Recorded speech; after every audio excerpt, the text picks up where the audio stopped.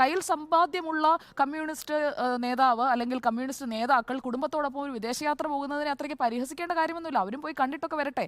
കാരണം കുടുംബത്തോടൊപ്പം ഉല്ലസിക്കാൻ പോവുകയാണ്. ആരാണ് ഈ ഉല്ലാസത്തെ എതിർക്കുന്നത്? ഉല്ലസിച്ചിട്ട് വരട്ടെ. കാരണം 79 വയസ്സായ ഒരു മനുഷ്യൻ എന്നുള്ളതാണ് ഞാൻ ഇതിൽ കാണുന്ന ഏറ്റവും പ്രധാനപ്പെട്ട കാര്യം.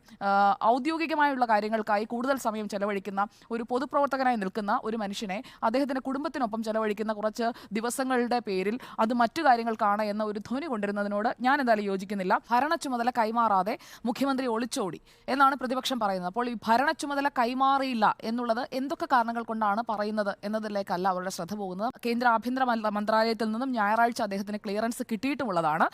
മാത്രമല്ല അദ്ദേഹത്തിന്റെ യാത്രാ പ്ലാൻ അടക്കമുള്ള എല്ലാ കാര്യങ്ങളും പ്രധാനപ്പെട്ട ആളുകൾക്ക് എല്ലാവർക്കും അറിയാം. അതറിയാത്തവരായിരിക്കും ഒരുപക്ഷെ ഈ പ്രശ്നങ്ങളൊക്കെ ഉണ്ടാക്കുന്നത്. മുഖ്യമന്ത്രി പിണറായി വിജയന് ഈ മാസം 24-ാം തീയതി 79 വയസ്സാകും. ഞാനിതിൽ കാണുന്ന ആംഗിൾ എന്ന് പറഞ്ഞു കഴിഞ്ഞാൽ മുഖ്യമന്ത്രി പിണറായി വിജയൻ ഇഷാൻ എന്ന ഒരു കൊച്ചുമകന്റെ മുത്തച്ഛൻ കൂടിയാണ്.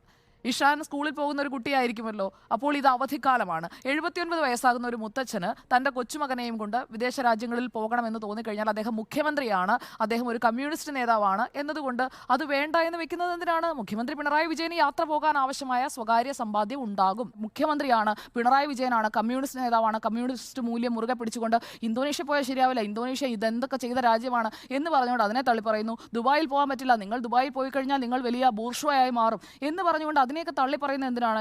ഇതിൽ സ്പോൺസർ വേണ്ട ഒരു ആവശ്യകത ഉണ്ടെന്ന് എനിക്ക് തോന്നുന്നില്ല. കാരണം ഇതുപോലെയുള്ള ഒരു യാത്ര, അതും 21-ാം തീയതി എന്ന് പറയുമ്പോൾ 16 ദിവസത്തെ യാത്ര, ഈ 16 ദിവസത്തെ യാത്ര ചെയ്യാനുള്ള പണമൊക്കെയുള്ള ആൾ തന്നെയാണ് പിണറായി വിജയൻ എന്നാണ് ഞാൻ മനസ്സിലാക്കുന്നത്. അല്ലാതെ അത്രയ്ക്ക് ഒരു ദാരിദ്ര്യമുള്ള വ്യക്തിയൊന്നുമായിട്ട് എനിക്ക് തോന്നുന്നില്ല. പ്രത്യേകിച്ച് പൊതുമരാമത്ത് മന്ത്രി PM മുഹമ്മദ് റിയാസ് ആയാലും ഈ 3 രാജ്യമെന്നല്ല ഒരു 30 രാജ്യത്തിലെങ്കിലും പോകാൻ കഴിയുന്ന സമ്പാദ്യമുള്ള വ്യക്തികളായിരിക്കണം. അപ്പോൾ മുഖ്യമന്ത്രിയും കുടുംബവും ഉല്ലസിച്ചിട്ട് തിരിച്ചു വരട്ടെ. ഭരണകാര്യങ്ങളിൽ അദ്ദേഹം വീഴ്ച വരുത്തുകയാണെങ്കിൽ അല്ലെങ്കിൽ എന്തെങ്കിലും അഴിമതി ചെയ്യുകയാണെങ്കിൽ നമുക്ക് വിമർശിക്കാം.